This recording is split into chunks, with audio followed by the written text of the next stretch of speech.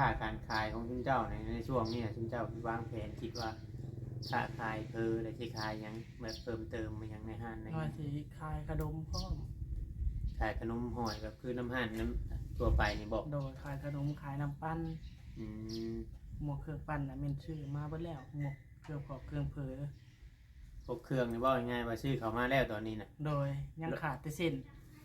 เช่นนี่ว่านั่นน้องเขาซื้อมายามไหนก็ได้เนาะแม่นขาดแต่เส้นกับหมวกลูกชิ้นอืมนี่ยังบ่ทันได้ลงไปซื้อมีแต่ว่ากะว่าใกล้สิฮอดบัตรเปิดแล้วสิลงไปซื้อไหมอืม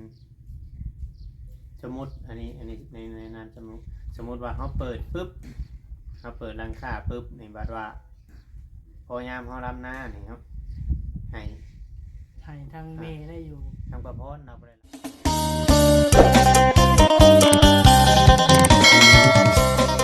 สบายพี่น้องพ่อแม่พี่น้องเบิดสู่คู่สู่คนมาเพียงเนาะเปิดสมองสุวรรณว่าจะเป็นพี่น้องทางฝั่งลาวเนาะกับสวัสดีพี่น้องทางฝั่งไทยทีนึงพบพ่อกับช่อง YouTube ของเรายังใช้ใจเกินร้อยเพียงเนาะอีกเส้นเก่าเส้นเดิมพี่น้องเลยเนาะเส้นเก่าเส้นเคยพี่น้องแวะเวียนเข้ามาอัปเดตหรือว่าเข้ามาหาน้องๆอยู่ทางบ้านทางเรือนหมู่บ้านของลุงแก้วเนาะเพียงเนาะก็คือว่าในพี่น้อง FC หลายๆคนพี่น้องเลยเนาะเราเบิ่งเราชมเราติดตามน้องพี่น้องเนาะเรื่องงานของเฮานี่ก็มันจะเริ่มเบิดไปนำได้พี่น้อง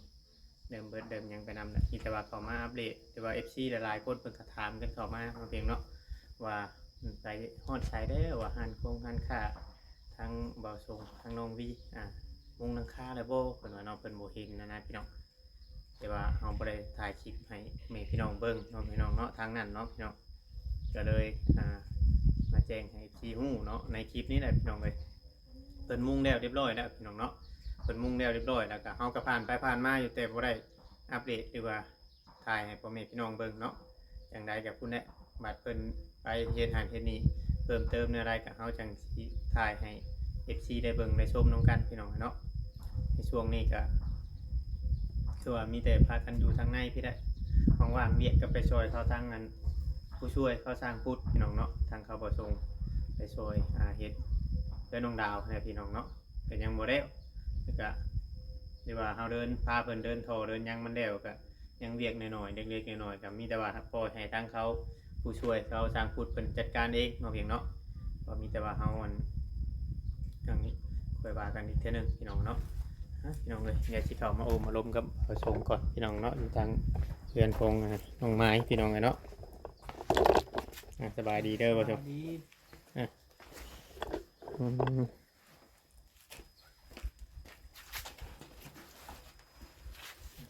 เนาะคนไม่ได้ตกทางนี้มันเนาะแม่นบ่ได้ตกเลยตกแต่ละเล็กละน้อยแต่ละเทื่อเป็นอะไรกล้ามีออกดับออกแล้วเพิ่นแสนมาดินน้ำเสร็จมาดินน้ำดิแม่นห่างไปได้อยู่เพื่อนจังมือได้เนาะแม่นเพิ่นออกไปอยู่หน้าเดี๋ยวนี้นอนได้จ้ะนอนบ้านนอนเฮือนนั่นแหละนอนมานอนเพื่อนแม่นออกไปหน้าพุ่นแม่นตอนเช้าแล้วเพิ่นย่างออกแสดงให้ย่างเข้ามามันสิเมื่อเขาปลูกน้ำเพิ่นอยู่ตอนแรงเช้าเมื่อเขาปลูกมาบ้านโดยถ้าเพิ่นมาแต่หน้าเพิ่นบอกโดยถ้าเพิ่นมาแต่หน้าอะไรเมื่อเอาเขาพวกเรืออะไรเขาโลบ่เขาทาชิโดเป็ดเขาดอยน่ะมันเป็นเม็ดหรือไรเขาทาชิโนเป็ดเม็ดขาวๆเลยบอกแม่นเขาบ่พอแต่คิดว่าชิพ่อแหละผู้ดีวันชนะน้องจ้อยแหละยังบ่พอได้คิดเมื่อเอาอีกแบบนี้ตกลงได้เห็นบ่นะพอน้องไม้มียังมีไปเบิ่งหน้าแล้วบ่จักถ้าเอาบ่จักน้ำตัวนี้มีแต่ลุงเป็นคนแลนเนาะแม่นเฮาบ่ทันฮู้ซั่นได้ว่าเพิ่นเฮ็ดนาได้ไม้พร้อมฮู้แต่ว่าเฮ็ดนาน้องจ้อยออกแล้วกานะน้องจ้อยกะออกแล้วแม่นออกแล้วก็แทงนองานเข่าสอบนึงจากที่พ่อแหละโอเคมาแต่พูดได้กามันเนาะแม่พากันดกไข่แต่ว่ามันทางมันไปหอดเนาะโดยทางมันไปหอดโอเคมาเลยพากันดกไว้กาว่ามันได้เต็มรถแหละเกมาโดย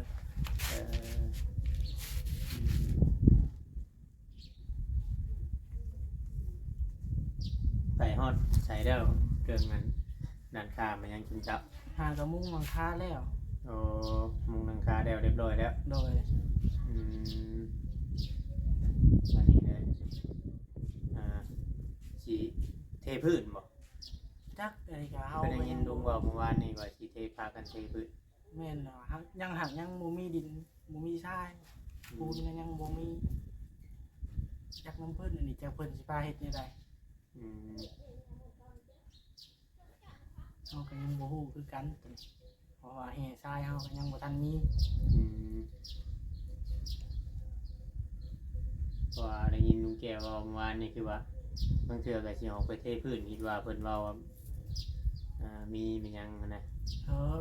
แม่มีทรายมีแต่ทรายแต่ยังบ่มีแห่ อืม บ่มีแห่กับปูน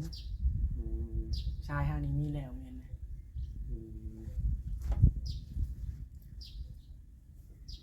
แต่ก็ยังหมกโต๊ะหมกตั้งเลยแหละ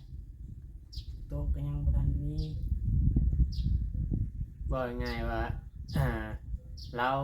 พาเฮ็ดนะเนาะ แม่นเราพาเฮ็ดเลยเฮ็ด ลุงแก้วว่าเป็นคนพาเฮ็ดน้องเนาะเป็นคนพาเฮ็ดนะเฮ็ดเพราะว่าถ้าให้น้องๆเฮ็ดนี่ก็บ่มีใครรู้จักหยังหรอกมีแต่ว่าเราเป็นคนเฮ็ดเราเป็นคนสร้าง โดย เฮาเฮ็ดไร โดย ถ้าว่าให้เฮาเฮ็ดเองนี่ก็บ่ฮู้ แม่ บ่ฮู้เวียกมานี่การค้าการขายของคุณเจ้าในช่วงนี้คุณเจ้าวางแผนคิดว่าค้าขายได้สิขายหยังแบบเพิ่มเติมมาหยังในห้างใน ว่าสิขายขนมพร้อม ขายขนมห่อยแบบคือน้ำหั่นน้ำตัวไปนี่บอก โดยขายขนมขายน้ำปั้น อืม หมวกเครื่องปั้นน่ะแม่นชื่อมาเบิดแล้วหมวกเครื่องพอกเครื่องเผอ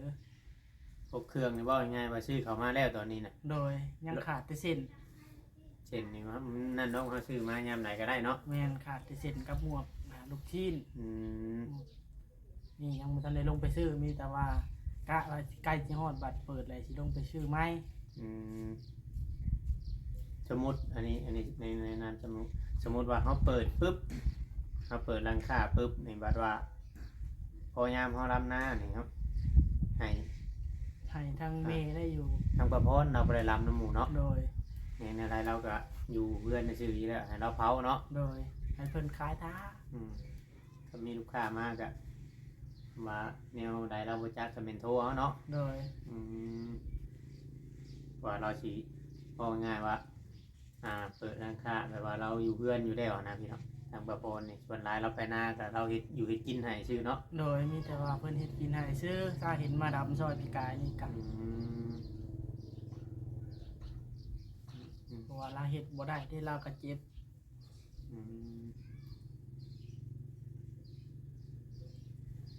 นี่แหละพี่น้องเนาะ FC เป็นกระทำเขามาหลายว่าเพราะว่าเขาไม่ได้อัปเดตหรือว่าเขาไม่ได้ถ่ายให้พ่อแม่พี่น้องเบิ่งในตอนนั้นที่ว่ามุงหลังคาแล้ว โดย ว่า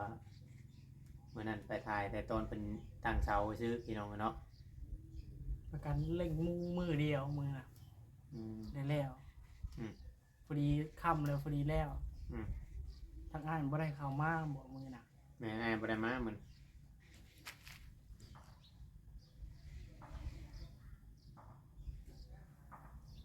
คือว่าเขาขายนี่เขาขายนี่อาจจะหู้ไว้ว่านั่นนี่ไปแต่อยู่แล้วเนาะ โดย เพราะว่าเขาบ่ได้นะเขาบ่ได้ระบุว่าเขาสิได้แบบว่าในนั้นในนี่โดดหั้นนะในการเฮ็ดนั่นเฮ็ดนี่ถ้าว่าเขาบ่ขายนี่เขาสิบ่ฮู้จักเลยว่าเขาอยากต้องการหยังมาขาย ว่ามันสิตอบโจทย์กับลูกค้าเลยวันเฮาตอนแรกนี่เฮาก็ว่าเฮาสิขายนั่นนี่อยู่เพราะว่าการค้าการขายนี่มันต้องอาศัยหลายอันได้ดึงกันมันจังสิอยู่ได้ โดยเอาสิเจาะจงอันเดียวนี่บ่ได้เนาะ แม่นไหม บ่รอดไปแท้ อย่างมาสมมุติว่าส้มตำบ่ไก่ปิ้งไก่บ่แบบนี้นะ แม่น ไก่ย่างแม่ ว่าสิปิ้งไก่พร้อมเฮ็ดจามพร้อม แม่มันต้องหลายอะไรอันในแนวดึงกันมันจังสิไปมาได้ โดย แบบอันพวกอันปลาทูเหมือนยังอยู่ในน้ำบ้านนี่มีขายบ่ บ่มีนะมีแต่เล่นลงไปซื้ออยู่วันเดือคนแรก อืม ถ้าเพิ่นเอาขึ้นมากอ่ะเอาขึ้นมาแป๊บเดียวมันเบิดแต่เพิ่นก็บ่ได้เอาขึ้นมา อืม แถวบ้านนี่แม่นลงไปซื้ออยู่บ้านเรือเบิดหมวกปลาทูลูกชิ้นหมู อืม หรือว่าอาหารของสดนี่แม่นลงไปซื้ออยู่บ้านเรือเบิดเลย โอ้แม่นว่าอันน้ำบ้านนี้คือว่าบ่ได้มี บ่ ให้อยู่ได้กินบ่ง่ายๆเข้ามาจุ่มเจ้าอยากกินข้าวคือว่าหิวแต่หน้าเพิ่นก็แล่นมาพี่แม่นสัตว์กายพุ่นเลย โดย โอ้ คือช่วงที่เฮาเฮ็ดเวียกอยู่นี่ตลอดกะตื่นมื้อเช้ามาก็แล่นลงไปซื้ออยู่บ้านเรือ อืม ตอนเที่ยงก็ลงไปซื้ออยู่บ้านเรือ อืมอืม เพราะว่าอยู่ในบ้านเฮานี่มันบ่มี อืม อย่างเช่นปลาหนองปลานิ่นก็ลงบ้านเรือพุ่นแหละ อืม ยามไร่ยามนาก็ อืมว่ามันอ่าเป็นหมู่บ้านหมู่ใหญ่ แม่น ด้านค้ากับชวนรายกับชีมีแต่ด้านขนมเนาะ แม่นส่วนหลักๆนี่มีแต่ร้านขนม อืมในมุมมองของคุณเจ้าเนี่ยคุณเจ้าขายเนี่ยคิดว่าอ่าขายพวกเฟอพวกนั่นนี่เนี่ยคิดว่าจะได้ขายอยู่บ่ในพวกคลิปนะ กะว่าสิได้ขายอยู่เพราะว่ามันบ่มีห้านคน อืม เพราะว่าแถวเฮานี่มันมีแต่ห้านไอ้กาซีผู้เดียว โอ้ มีแต่เขตอยู่ บางงานได้ผมผู้เดียวเนาะ แม่นเพราะว่าคนแถวบ้านนี่ก็บ่มี ขึ้นไปพุ่นกับแถววังทางเข้าบ้านคุณเจ้าภาคขึ้นไปพุ่นก็คือบริมีเนาะหันคาแบบหันกระเพราเนาะ บ่มีอยู่หุ่นเฮงบ่มีเลยอยู่ อืม ทางปลอกปลาไหลก็ เนาะ มีแต่ว่าอยู่ตลาดเด้อ คำว่าวิทย์มือตลาดเนี่ยแม่นแล้วเนาะ แม่น อืม เอามาลงทั้งพี่ก็มีแต่ในบันเดือบอนเดียว อืมอืม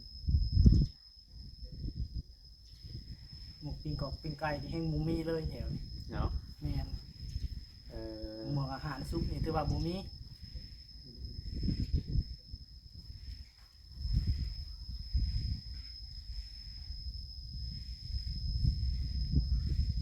ในช่วงเรื่อง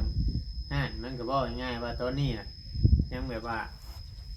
พังลุงแก้วโลพังลุงแก้ว โดย ลุงแก้วพาเฮ็ดกับเฮ็ดไปเพราะว่ายังไงก็ต้องนั้นถ้าได้เฮ็ดแล้วก็มันก็ต้องนั่นนะเนาะว่าเอาวางทิ้งของเขานี่เอาก็บ่ได้เก็บออกเก็บเข้าเนาะ โดย เฮ็ดอันเราสิเฮ็ดผิดเห็นหยังไว้เลยนะตามที่เราเว้าวาน ได้ นี่ ยินเพิ่นเว้าอยู่ว่าเพิ่นสิ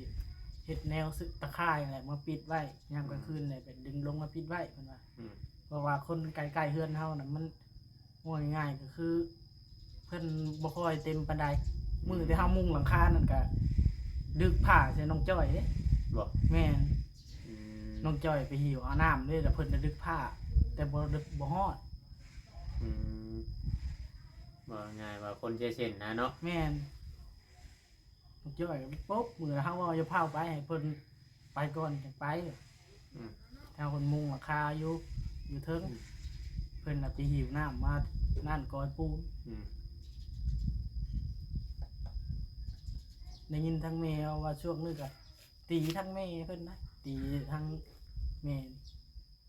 ที่แม่ตัวเอง บ่แม่เฮานี่แหละแม่พรนี่เพิ่นนั่งเลี้ยงงัวอยู่ บอก โดย อ้าวไม่ได้ไปบอกไอ้น้องเขาบ่จ้ะ บอกแม่เพิ่นนะ อืม แต่เพิ่นก็ว่าให้จับโลดเพิ่นว่า อืม เป็นเพิ่นแม่เพิ่นนี่บ่ได้สนใจแล้ว คนเขาทิมนะว่าง่ายๆ โด จ้ะ ย โอ้กับคนที่ว่าแล้วก็ทิม แม่นบัดยามเพิ่นย่าเป็นก็คือคนดีๆนี่แหละบางมื้อก็มาเอาน้ำในเฮือนเฮาแล้วไปใส่ไปกิน อืม เพิ่นใส่อยู่ในห้านน้ำในก็เพิ่นได้ก็เพิ่นเปิดเอา อืมอืม อ้ายบ่หรือน้องกูเจ้าทายนะอ้ายบ่หรือน้อง อืมลูกคนละอันนั่นนะเขาอะ แม่นลูกคนละพ่อหรือลูกคนละแม่ประมาณนี้แหละ อืม แต่ผู้นี้น่ะสิบ่เต็มทั้งกูเจ้าทายนั่นเพิ่นบ่ได้เฮ็ดอิหยังอะนะ อืม เพิ่นบ่ได้ให้ผู้ใดเพิ่นน่ะ จะดีอยู่เรานะ แม่น ข่อยตามเราข่อยใส่นั่นใส่นี่เราก็ลุกของแกงไปโดนแล้ว แม่น แล้วดุอยู่เบิ่งนี่เป็นคนที่ว่าก้นเบาปกติเฮาเบิ่งคนนี่เฮาใส่อันใส่นี่เขาสิกูอยากไปนี่ใส่หยังเราก็เฮ็ดเด้อเด้ เราอยู่บ่ได้อยู่นำน้องก็คือว่าแน่น้องก็แบบนั้นแหละน้องผู้ง่ายเฮาก็บ่ฮู้ปานใด อืม คือว่าทั้งพ่อทั้งแม่เพิ่นน่ะบ่ได้อดน้ำแล้ว มีแต่ว่าสมมุติว่าได้ค่าได้ขายมันยังก็ดีนี่ก็มีแต่พากันพัฒนาตัวเองเนี่ยต้องตื่นเลิกดึกเช้าไปเอาของอยู่ตลาด โดย เนี่ยเพราะว่ามาค้ามาขายเพราะว่าการเฮาเป็นพ่อค้านี่เฮาทั้งลูกได้ โดย เห็นว่าบ่จิตเรายังนั่นลูกแต่เช้าไปขายเครื่องขายของมื้อนี้ก็เราไปขายของเนาะมื้อนี้แต่เช้าปุ๊บเราเมื่อแล้วตอนไหนมาวันนี้ยันเราไปหยอดเข่าแล้วเราบ่ได้หลับเราเห็นนายหยอด เอาเพิ่นหยอดเอาเลยเนาะ แม่นเห็นนายหยอด เบิ่งอยู่เบิ่งคลิปเพิ่นก็ ก็บ่เคยหยอดบัดข่อยบ่อยากหยอดข่อย บ่งามจักว่าเนาะ แม่นนาแบบนาเฮานานูนแน่เลยบ่กล้าหยอด เห็นเพิ่นหยอดก็มีส่วนหลายมีแต่หญ้าขึ้นเพิ่นหยอดในบ้านเฮา อืม เพิ่นหว่านเอาได้มีแต่หญ้าบ่ได้เกี่ยว อืม บ่คือเฮาดำแน่นะเฮาดำนี่มันห่างเฮาลุกได้ มันหลายเฮาก็ลุกเทื่อ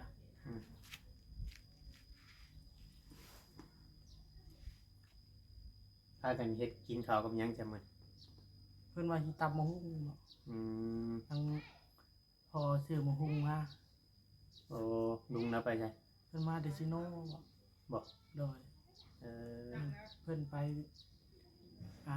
จ่ายหนี้ธนาคารว่าจัก นี่ธนาคารยังอีกบัด เพิ่นเอาเงินธนาคารเด้ โอ้เอาเงินธนาคารมาเห็นยัง เพิ่นเอามาแต่งงานลูกกันแต่ปีกายนี่บ่ได้ยินน้องวีเยาะแล้วเพิ่นจ่ายยังบ่ทันเบิด อืมเอาเงินมาแต่งเมียให้ลูก แม่นได้ยินผ่านๆได้ยินทั้งน้องวีเว้า ช่วงปีที่แล้วเราบ่ได้มีเวียกบ่มีงานบ่ มีอยู่ ก่อน แต่ ก่อ ว่าน ที่ก่อนที่อ้ายจะเอามานี่ก่อนที่อันที่เข้ามาเฮ็ดกับงานกับชุมอ้าย เฮาก็บ่ฮู้ เจ้าก็ยังบ่ได้มาอยู่ตอนนั้นเนาะ โดย อ๋อ หากได้ยินทั้งน้องวีเว้าเพิ่นเอาเงินมาแต่งงานให้ลูกกัน อื ตอน ม นึงน่ะแล้ววันนี้บัดได้เงินได้คำไปเฮ็ดเฮ็ดงานมาปัวทั้งลุงจ้อยแน่เพิ่นก็เจอนักตอนลุงจ้อยหั่นแหละ อืม ผู้ดีมันหยังก็เฮาก็ใช้จ่ายบ่ทันบัด ว่าง่ายๆว่าเป็นครอบครัวใหญ่ไปก็คือบอกกันนี่ก็เอาเมียได้ก็ยังมาอยู่นํกัน โดย หลายๆคนมาอยู่ร่วมกันแต่เงินมันบ่ทัน แม่ บ่ทันบ่พอ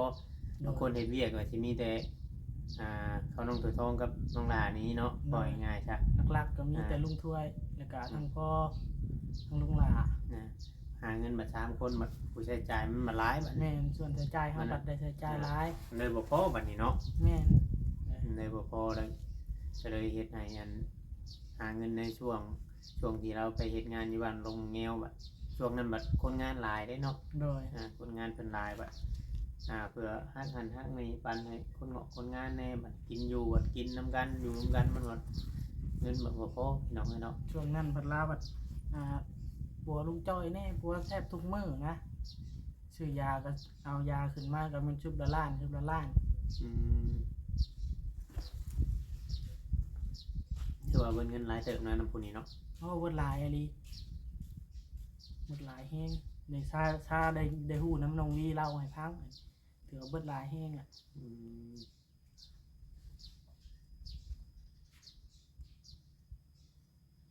อันนี้แบบอีอันไทยอยู่ขาแล้วขาออกมาแต่ศูนย์บำบัดดุลนี่เนาะ โดยใครแน่อยู่ ไทยกว่าตะกี้รายเนาะ แม่น เรายังมาปากบอลคนเนี่ยเราคอยคือตะกี้ในเนาะ โดยเราเอาน้ำอยุ่ส่วน แต่ว่าเราบ่เฮ็ดเวียกเนาะ แม่น เราบ่เฮ็ดเวียก เราบอกปวดกับต้นกระโตเราอ่ะ อืม อากรเราสิเป็นนั่นแหละกะเรากับไถนาอยู่ได้ปีกายเห็นนาอยู่หรือพอดีเห็นนาแล้วประมาณแล้วแล้วเฮาลงมาเพราะว่าเฮาลงมาไถกับเราสองคนส่วนกับลุงหลาบ่อยู่ อืม เห็นนาประมาณนาแล้วนี่แหละเดี๋ยวเราเริ่มเป็นแล้วป่ะเรานอนนาเด้เราเริ่มเป็นช่วงนั้นแต่พุ่นเข้ามาไปแล้วเริ่มเก็บตัวอยู่ผู้เดียวแหละ อืม ตาเฮาลงมาเฮาก็เห็นอยู่ในเฮือนกับบ่ค่อยปากค่อยเว้าน้ำมู อืม แต่พอดีมื้อนั้นมื้อสิเป็นก็ทางพ่อเพิ่นออกนอกว่าพ่อเพิ่นติหมาบ่หรือเนมหนาประมาณนี้แหละ อืม พอดีไล่ตีทางพ่อมันแต่เฮาก็อยู่นั่นอยู่ตรงเดียวหลายคนอยู่ อืมอืมพี่น้องไงเนาะมีแต่ว่าพุ่นเนี่ยบัดอันทั้งเขาว่าส่งเพิ่นไปปรับพื้นที่หรือว่านั่นนี่บัดลุงแก้วพามันเฮ็ดเป็นจังซี่ถ่ายให้พ่อแม่พี่น้องเบิ่งเนาะเพียงเนาะว่าก็มี FC หลายคนอยู่เพิ่นถามกันเข้ามานะว่าไปฮอดไสแล้วจังซั่นจังซี่นะถึงร้านค้าว่าพากันเฮ็ดฮอดไสแล้วแล้วคือบ่เห็นถ่ายให้เบิ่งเลยว่ามุงหลังคามันยังแล้วนะเฮาก็บ่ได้ถ่ายพี่น้องเลยเพราะว่าคายมาก็มันบ่มีคนอยู่หั่นเนาะ แม่น ส่วนหลายหลักๆแล้วมันมีแต่คนอยู่พี่ บ่ได้มีไผอยู่ พุ่นแหละบัดมันเป็นห้านค้าบ่ได้ป้าบ่ได้แล้วบัด โดย ป้าบ่ได้ต้องมีผู้ใดผู้หนึงเผาแล้วต้องเผานะ มีแหละ ต้องมีคนเผาเจ้ากับเมียนี่คือว่าบ่ได้ออกมาแล้วพี่ โดย บัดเจ้าอันมีห้านของห้านค้านี่ โดยนอกจากว่าเฮามีเวียกมีงานอยู่พี่เฮาออกมา แม่น ทางน้องวีเพิ่นขายเครื่องอยู่พุ่น ๆโดยเพราะว่ามันต้องเผาอะไรพี่น้องเฮาของเฮาเฮ็ดหาเงินเนี่ยเนาะห้านค้าห้านขายก็ต้องอันนั้นก็ประมาณนี้แหละพี่น้องเอ้ยคลิปนี้ก็มาถามเบิ่งอัปเดตให้ FC ฮู้นํกัน มีแต่ว่าฮอดมื้อฮอดวันนะเขาจังสิถ่ายให้เบิ่งพี่น้องกันพอลุงแก้วเราก็บ่อยู่ในมื้อนี้เนาะ โดย แต่เราไปเบิ่งประตูโค้งวัดบ่คือแนวใด นาย พี่น้อง สิแม่น เลยบ่ได้ถ่ายให้ FC เบิ่งเดี๋ยวเรามาแล้วเฮาสิถามคนอีกกันอีกได้โทรมาแล้วกันฮัลโหลยังอยู่จังได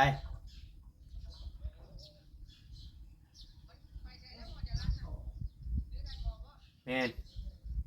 เจ้าออกมาแล้วบ่เข้าไปหันได้สิไปนำ